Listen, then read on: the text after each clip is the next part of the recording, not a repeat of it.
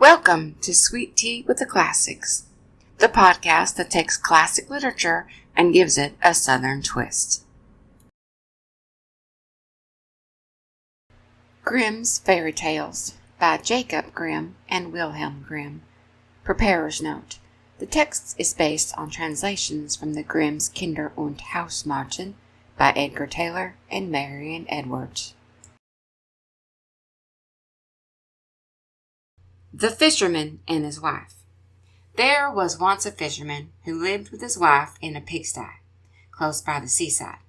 The fisherman used to go out all day long a-fishing, and one day, as he sat on the shore with his rod, looking at the sparkling waves and watching his line, all on a sudden his float was dragged away deep into the water, and in drawing it up he pulled out a great fish.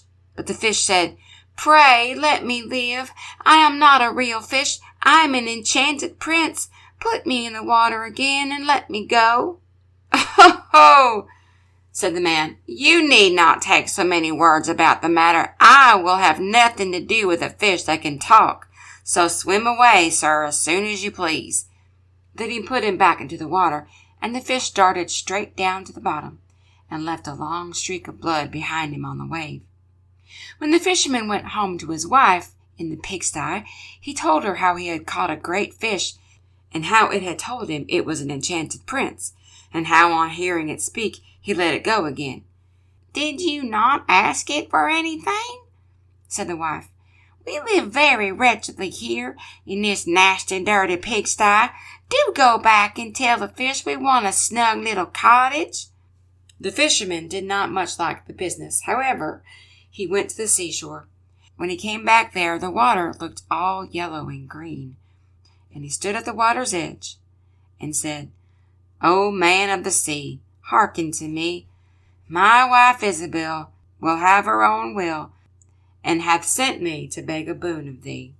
Then the fish came swimming to him and said, "Well, what is her will? What does your wife want?" "Ah," said the fisherman, "she says that when I had caught you, I ought to have asked you for something before I let you go.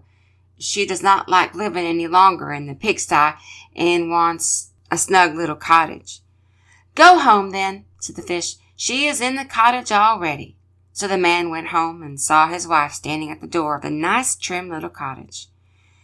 Come in, said she. "Is not this much better than that filthy pigsty we had?"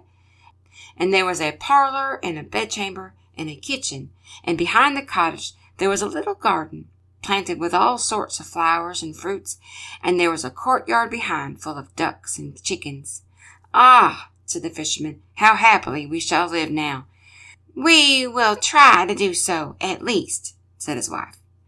Everything went right for a week or two, and then Dame Isabel said, "Husband, there is not near room enough for us in this cottage.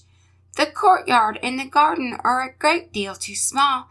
I should like to have a large stone castle to live in. Go to the fish again and tell him to give us a castle."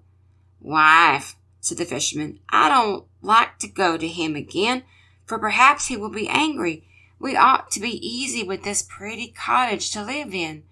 "Nonsense," said the wife. "He will do it very willingly, I know. Go along and try." The fisherman went, but his heart was very heavy, and when he came to the sea, it looked blue and gloomy, though it was very calm. And he went close to the edge of the waves and said, "O man of the sea, hearken to me. My wife Isabel will have her own will, and hath sent me to beg a boon of thee." "Well, what does she want now?" said the fish. Said the man dolefully, "My wife wants to live in a stone castle." "Go home then," said the fish. "She is standing at the gate of it already." So away went the fisherman, and found his wife standing before the gate of a great castle. "See," she said, "is this not grand?" With that they went into the castle together, and found a great many servants there, and the rooms were all richly furnished and full of golden chairs and tables, and behind the castle was a garden, and around it was a park 1/2 mile long, full of sheep and goats and hares and deer, and in the courtyard were stables and cow-houses. "Oh, well," said the man, "now we will live cheerful and happy in this beautiful castle for the rest of our lives." "Perhaps we may," said the wife, "but let us sleep upon it before we make up our minds to that." So they went to bed. The next morning, when Dame Isabel woke up, it was broad daylight, and she jogged the fisherman with her elbow and said, "Get up, husband, and bestir yourself, for we must be king of all the land." "Wife, wife," said the man, "why should we wish to be the king? I will not be king." "Then I will," she said. "But wife," said the fisherman, "how can you be king? The fish cannot make you a king." "Husband," said she, "say no more of it, but go and try. I will be king." So the man went away, quite sorrowful to think that his wife should want to be king. This time the sea looked a dark gray color, and was overspread with curling waves and ridges of foam as he cried out, "O man of the sea, hearken to me. My wife Isabel will have her own will, and have sent me to beg a boon of thee." "Well, what would she have now?" said the fish. "Alas," said the poor man, "my wife wants to be king." "Go home," said the fish. "She is king already." Then the fisherman went home, and as he came close to the palace, he saw a troop of soldiers and heard the sound of drums and trumpets. And when he went in, he saw his wife sitting on a throne of gold and diamonds, with a golden crown upon her head. And on each side of her stood 6 fair maidens, each a head taller than the other.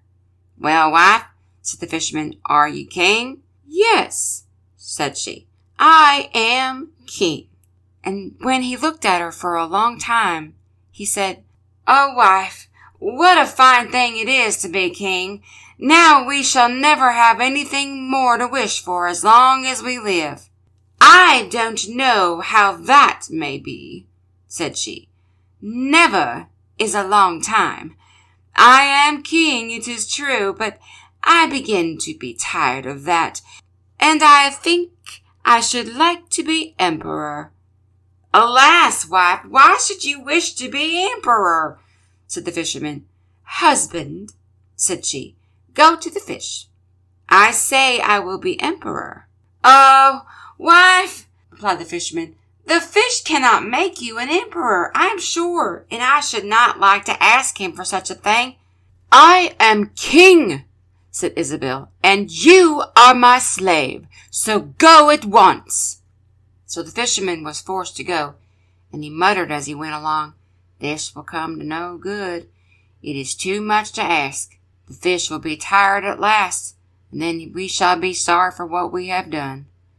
He soon came to the seashore, and the water was quite black and muddy, and a mighty whirlwind blew over the waves and rolled them about. But he went as near as he could to the water's brink and said, "O man of the sea, hearken to me. My wife Isabel will have her own will, and have sent me to beg a boon of thee." "What would she have now?" said the fish. Said the fisherman, "she wants to be emperor." "Go home," said the fish. "She is emperor already." So he went home again, and as he came near, he saw his wife Isabel sitting on a very lofty throne made of solid gold, with a great crown on her head 2 full yards high. And on each side of her stood her guards and attendants in a row, each one smaller than the other, from the tallest giant down to a little dwarf no bigger than my finger. Before her stood princes and dukes and earls, and the fisherman went up to her and said, "Wife, are you emperor?" "Yes," said she, "I am emperor." "Ah," said the man, as he gazed upon her, "what a fine thing it is to be emperor." "Husband," said she, "why should we stop at being emperor? I will be pope next." "Oh, wife, wife," said he, "how can you be pope? There is but one pope at a time in Christendom." "Husband," said she, "I will be pope this very day." "But," replied the husband, "The fish cannot make you pope."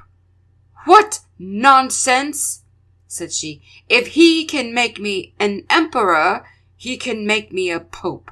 Go and try him." So the fisherman went. But when he came to the shore, the wind was raging, and the sea was tossed up and down in boiling waves, and the ships were in trouble, and rolled fearfully upon the tops of the billows. In the middle of the heavens there was a little piece of blue sky, but toward the south all was red, as if a dreadful storm was rising. At this sight the fisherman was dreadfully frightened, and he trembled so that his knees knocked together.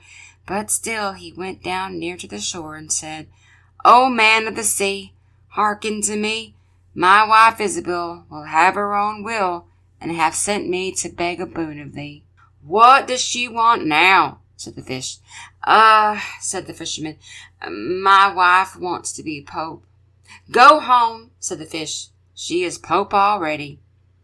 Then the fisherman went home, and found Isabel sitting on a throne that was 2 miles high, and she had 3 great crowns on her head, and all around her stood all the pomp and power of the church. And on each side of her were 2 rows of burning lights of all sizes, the greatest as large as the highest and biggest tower in the world, and the least no larger than a small rushlight. "Wife," said the fisherman, as he looked at all this greatness, "are you pope?" "Yes," said she, "I am pope." "Well, wife," replied he, "it is a grand thing to be pope, and now you must be easy, for you can be nothing greater." "I will think about that," said the wife. Then they went to bed.